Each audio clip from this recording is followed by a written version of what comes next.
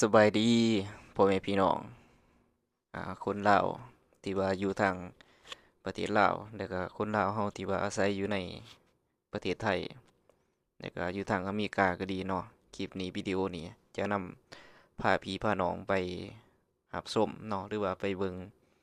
ที่ว่าข่าวเป็นกระแสกันในปัจจุบันก็คือที่ว่าเดี๋ยวนี้บ่ว่าจะดินเฟซไปทางไหน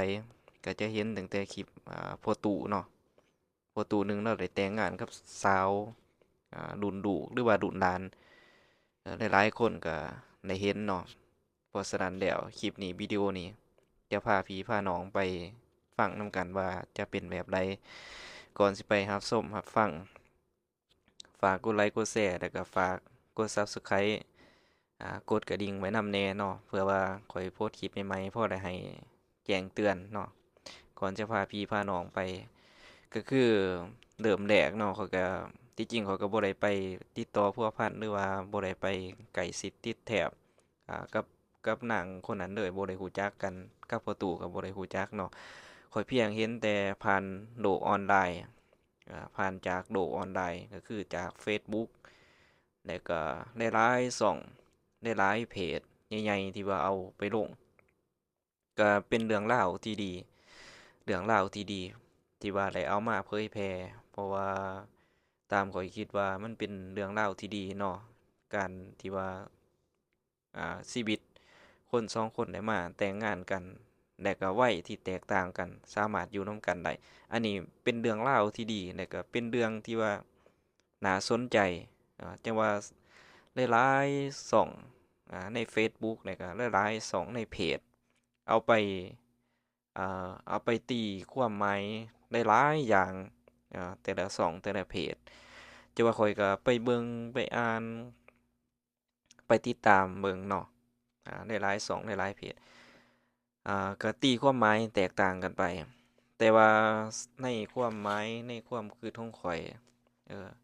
ข้อยคิดว่าขาดสิแม่นเนื้อคู่ของเราเนาะอันนี้ก็คิดว่าขาดสิแม่นเนื้อคู่ขาดสิแม่นคู่ผัวตัวเมียแล้วก็ทางนางคนนั้นเราอยู่บ้านอยู่เมืองปากซองเนาะอยู่เมืองปากซองแขวงจำปาสักประเทศลาวข้อยคิดว่าเราอาจแต่ศาสตร์ปางก่อนเราอาจสิได้สร้างบุญเนาะหรือว่าทุกคนคิดว่าแบบใดเออเราอาจสิได้สร้างบุญสร้างกุศลร่วมกันทำบุญร่วมสร้างคือในพระพุทธศาสนาพ่อแม่ครูอาจารย์เฮาเพิ่นก็เคยสิสอนว่าให้มาทำบุญร่วมสร้างตักบาตรร่วมขันธ์ถวายสังฆทานร่วมกันเราอาจสิเคยได้เฮ็ดบุญมาร่วมกันเราอยู่คนละบ่อนแต่ที่เราก็ยังได้มาสร้างครอบครัวอยู่นำกันแต่ว่าข้อยเห็นหลายๆช่องหลายๆเพจเอาไปโพสต์ลงว่าเราแต่งงานด้วยความจำเป็นแต่งงานหวังเพื่อว่ามีชีวิตสบายเพื่อว่าอยากได้เงินแต่งงานไปก็บ่มีความสุขแล้วก็ลามไปจนว่าอ่าว่าพ่อแม่เป็นหยังคือต้องให้ลูกแต่งงานกับคนรุ่นลูกรุ่นพ่อบ่อีตูนลูกสาวบ่เป็นหยังคือให้เฮ็ดแบบนี้จังซี้นะหลายๆคนก็เว้าไปแต่ว่าหลายๆคนก็ว่าว่าเราแต่งงานแล้วเราให้ด้วยความจำเป็นคือเสียใจข้อยคิดว่ามันคนเราแต่งงานเนาะก่อนสิแต่งงานทั้งสองฝ่ายก็ต้องตกลงปลงใจกันเห็นดีเห็นพร้อมมีเฒ่าแก่ทั้งฝ่ายหญิงเฒ่าแก่ทั้งฝ่ายชายทั้งสองฝ่ายต้องพอใจซึ่งกันและกันจึงสามารถจะจัดงานขึ้นตามฮีตของประเพณีที่ว่าเราคนลาวชาวพุทธนับถือพระพุทธศาสนาถือว่าเราก็ได้เฮ็ดมีเฒ่ามีแก่ถูกต้องผูกคอมัดแขนบอกข่าวคนมาผูกคอมัดแขนตามเห็นในภาพเนาะอันนี้ก็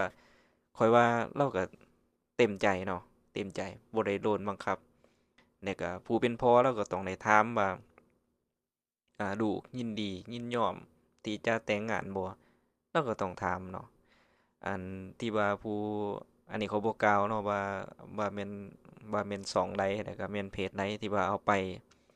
ปตีความหมายแล้วก็คนมาคอมเมนต์ก็โอ้หลาย คอมเมนต์เรานะโจมตีเราว่าคนหน้าจบตางามแล้วเป็นหยังต้องมาแต่งงานในกับผู้ชายที่ว่าอายุหลายปานนี้เนาะโอ้ก็หลายๆอย่างอ่าหรือว่าพี่น้องเฮาได้รับชมได้เบิ่งได้เห็นเนาะมีความคิดแตกต่างกันแบบใดก็ลองคอมเมนต์มาบอกเบิ่งหรือว่าเป็นการแชร์เรื่องราวที่ดีอ่าเพื่อว่าได้หลายคนได้มาเห็นเนาะก็เป็นเรื่องราวที่ดีการคือกันกับเพิ่นว่าแหละความรักมันเป็นสิ่งที่สวยงามเนาะการที่ว่าชีวิตสองชีวิตมาอยู่ร่วมกันในวัยที่ต่างกันอยู่ร่วมกันแล้วก็มีลูกมีเต้ามีครอบครัวที่อบอุ่นก็เป็นเรื่องราวที่ดีเนาะอันนี้แชร์เรื่องราวที่ดีก็ขอให้พ่อตู่เนาะแล้วก็นางขอบ่เอ่ยชื่อเราเนาะเพราะว่ามันบางทีมันอาจจะผิดเนาะเราไปเอ่ยชื่อเขาขอให้เราสมหวังมีครอบครัวที่อบอุ่นแล้วก็มีลูกเต็มบ้านมีหลานเต็มเมืองแล้วก็มีเขาเอิ้นว่าเป็นผัวหนึ่งเมียเดียวเนาะดีใจนำพ่อตู่ที่ว่าได้แต่งงานในวัยคันจือบ่ผิดก็ประมาณ50 60เนาะก็ถือว่าไกลกันอ่าห่างกันหลายเนาะขาดสิแม่นเนื้อคู่หั้นแหละพ่อแม่พี่น้องเออถ้าว่าคลิปนี้วิดีโอนี้เนาะ